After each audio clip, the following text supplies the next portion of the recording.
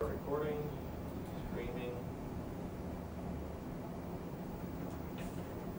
Hi, I'm Catherine Clark, and I'm Interim President at the University of Rio Grande and Rio Grande Community College. And I'm wondering, have you thought about the rich history that we have in our part of the state? Well, if you have not, we have a special guest with us today. It's Jeanne Jindra, and she's going to tell us about the history of the Welsh population in southern Ohio. So stay tuned.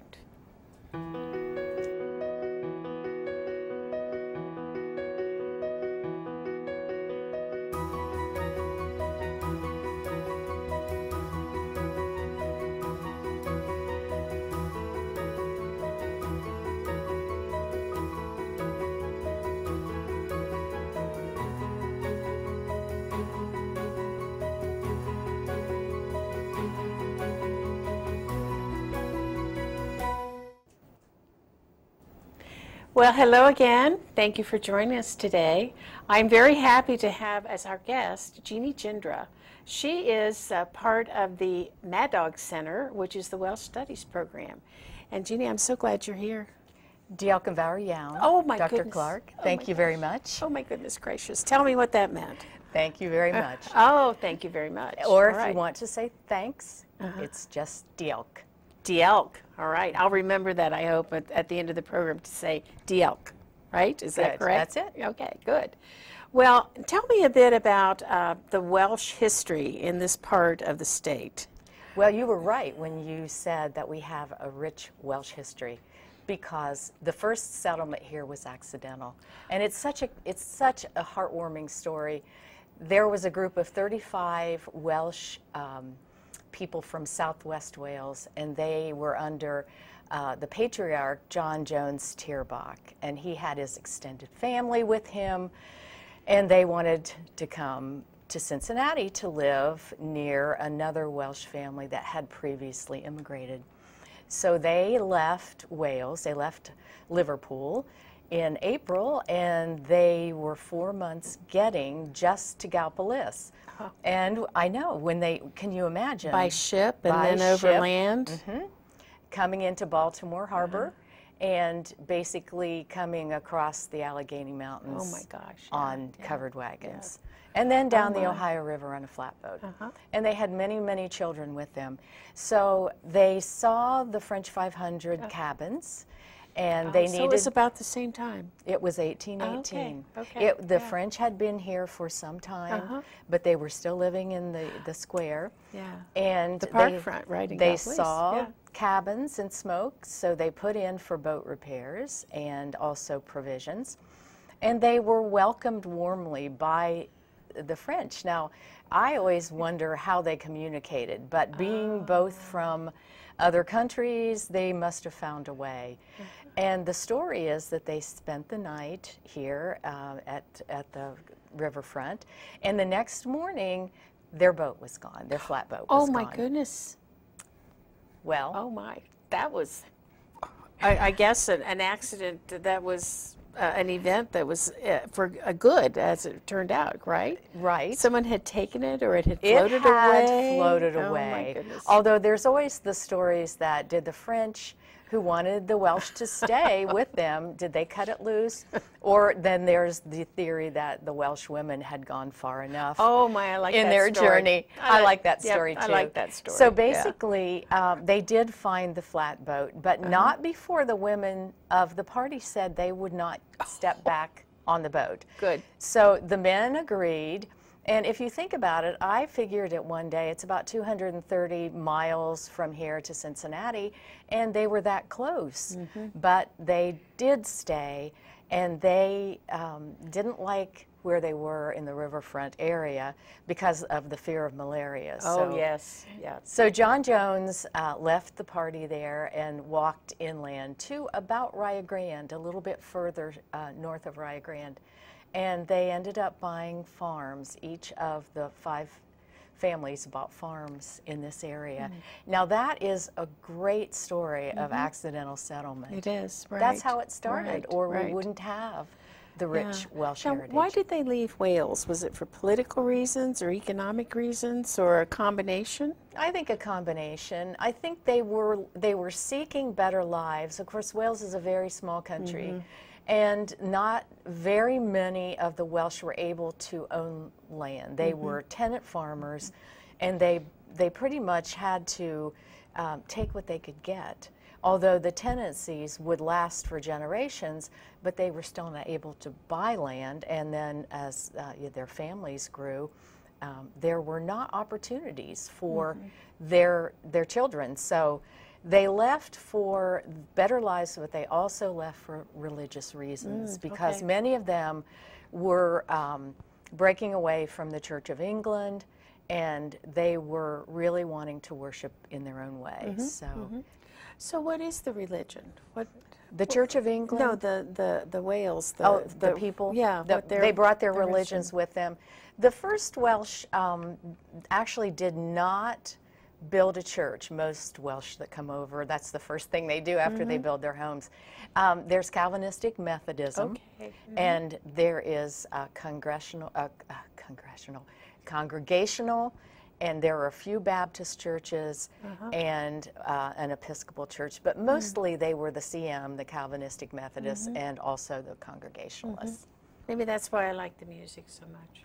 It's the Methodist heritage, maybe. Could be. Yeah. And the funny story that I've read is most of the Calvinistic Methodist churches were built in the interior of the area that was settled by the Welsh. And the Congregationalists, who were really more to themselves, built in the perimeter. Oh, that's interesting. Interesting, yeah, right. So what happened, I mean, from those 5 families, then did other people come over from Wales that knew where they were, or are the descendants all from those 5 families? Well, that's a great question. For about 12 years, they were the only Welsh in this area. And they really just set about making better lives and building their houses. I do believe that they worshiped in their houses. And there's records that some of that party worshiped with the Methodists in Centerville. Then in about 1832, Reverend Edward Jones came from Cincinnati, and he was a traveling minister from Wales, and he had heard about this group down in southern Ohio. So he came and he preached to them in their mother tongue, which I'm sure they were thrilled to hear. And he was so impressed with what he saw that he went back to Wales and he wrote The American Traveler, Americanai Tethier, and it was a travelogue. And it said the place that you need to go in Ohio, if you decide to go to Ohio, is not Cincinnati, and it's not the Welsh Hills, it's southern Ohio, which was Jackson and Gallia counties. Oh, how interesting. And after that, the Great Welsh Tide happened, and that was between the 1835 and maybe 1845, 1850, and we had over 3,000 Welsh that settled here. Oh my goodness, wow. And that's why there's so many Joneses and Evanses. I was going to ask you about the family names, because, you know, we know in this area, I talk to folks and they talk about their Welsh heritage.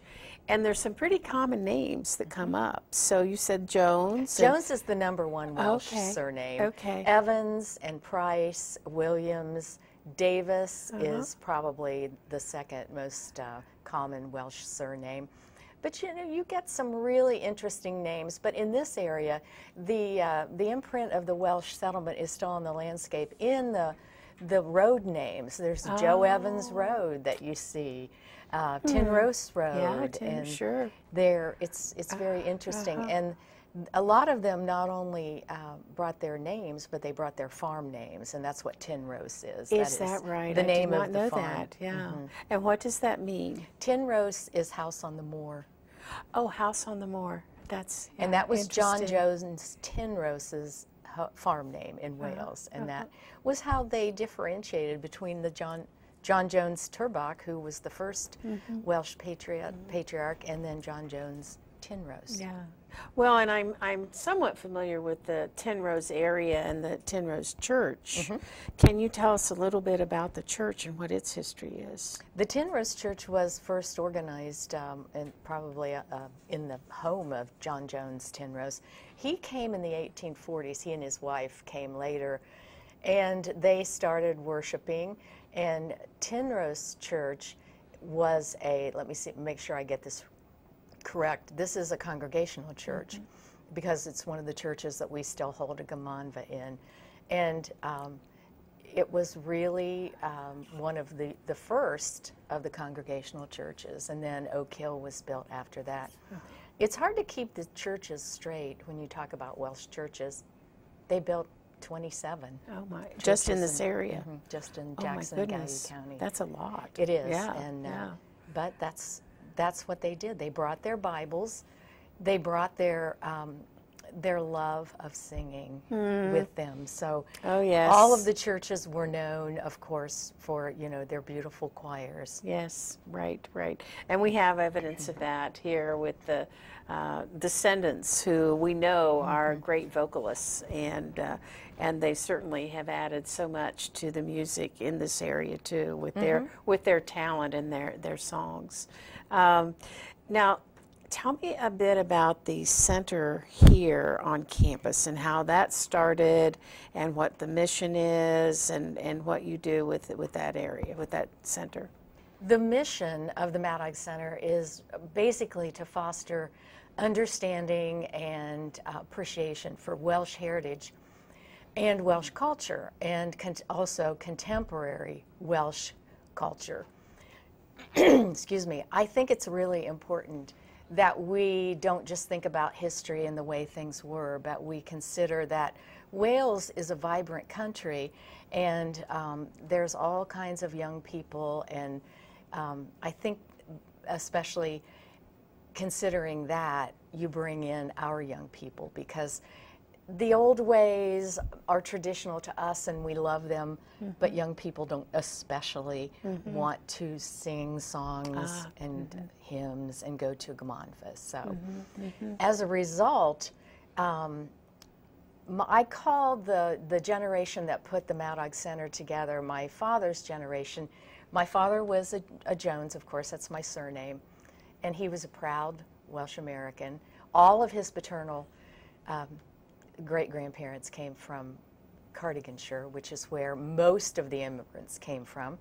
And his generation, as they were retiring, they were looking for things to do, and they formed a Welsh society, and the Cardigan Club, and they met, and they really enjoyed talking and sharing their Welsh heritage. And then they bought, they bought into the idea that we needed something. So as a result, Dr. Barry Dorsey was president of University of Rio Grande at the time, and he was very supportive. I don't believe he had Welsh heritage, but he was very supportive. And with the help of course, Evan E. Davis and his wife Elizabeth, and major other donors, we established the Welsh Center on campus, the Madog Center. And Prince Madog was a legendary prince of Wales. And he was supposed to have been here in... During what period of time? 1100s, Okay. 1120. I was going to ask you the meaning of the name. Of Madog. And so they asked the Davises what they would like to name the center, and they decided to honor Prince Madog, and that's why we're the Madog Center for Welsh Studies. And we were established in 1997, and around that time we had an English teacher, Megan Lloyd, very Welsh name, and her family was from Oak Hill. She was very interested in also organizing the center. She was the first director. Okay. So we have a really strong history, and we were such an academic center to start with. We had several conferences here on campus, and that is how we started. Right. And now how has that evolved? I mean, now what other kinds of activities does the center support? First and foremost, I think it's important that people know we are the management group for the Welsh Scenic Byway. There are about 25 Okay. Ohio byways in the Ohio Scenic Byways program, and the Welsh Scenic Byway was organized pretty much right after the Madog Center was established, and so we still to this day handle the Welsh Byway. That's something that it requires a totally different skill set, you know, I think, than you think about an academic director. But we do that, and we also have an exchange program with University of Wales, Trinity Saint David, in 3 campuses in Wales. We have an internship program which brings a fluent Welsh speaker over every 2 years, and that is the Davis internship. And this is our 6th intern that we have currently, and I believe that this audience has probably met Dan Robotham before. Yeah, I think he's been on with you the last time, I believe. He was, and it's a wonderful program, Dr. Clark, because it brings contemporary Wales to our students, and they realize just how important it is, you know, to accept other cultures and also to learn about them. So Dan's been wonderful. He has been, and I know with Dan being on campus, he's just such a wonderful presence because he is very active in a lot of the student organizations and activities, and he does not hesitate to get himself involved with the other students, and he's just a great influence as far as bringing that international perspective and helping our students that are here on campus to be exposed to someone who has quite a different experience and background.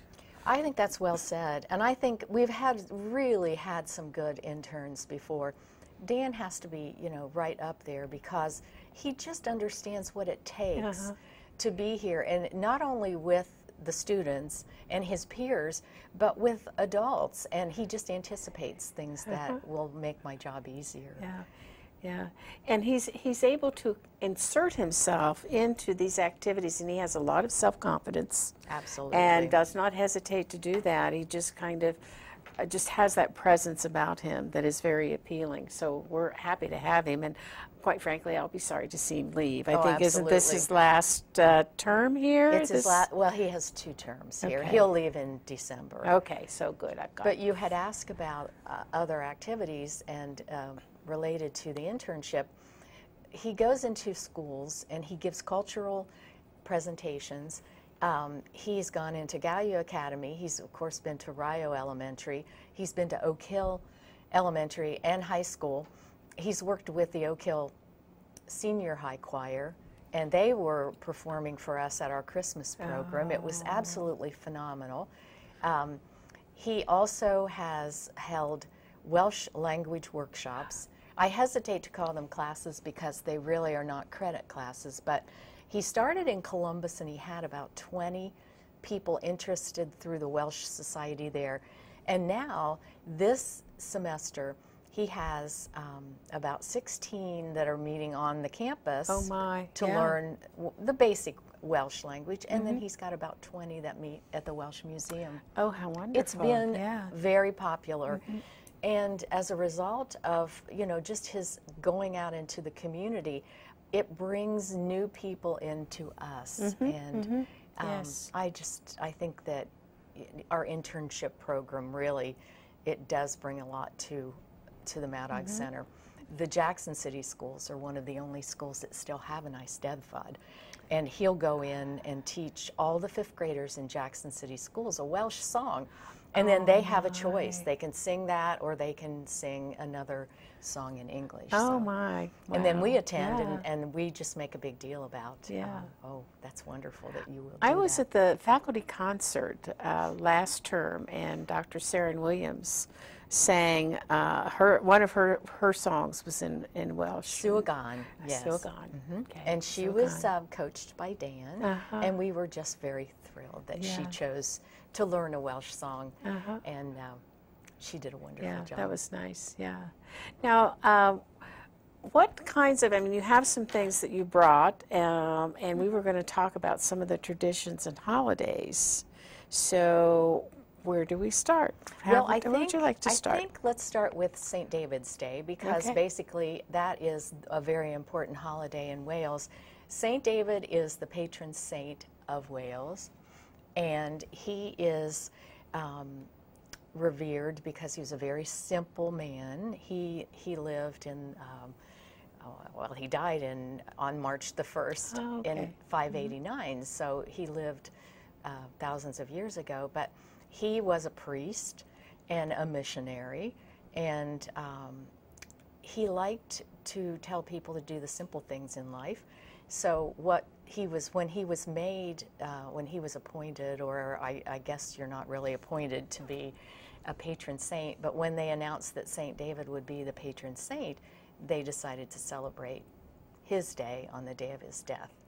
And the legend has it that a few days before his death, and he was over 100 supposedly, he told his audience, do the simple things, just do as I have done. And he had a simple diet. He was known to eat bread and herbs and water, and he supposedly performed a few miracles, but he is being celebrated every March the 1st, and the daffodil is a very beautiful emblem of Wales, so I brought a daffodil, and we'll hopefully see those again if we get some warm weather. Yes. And in Wales, they celebrate St. David's Day.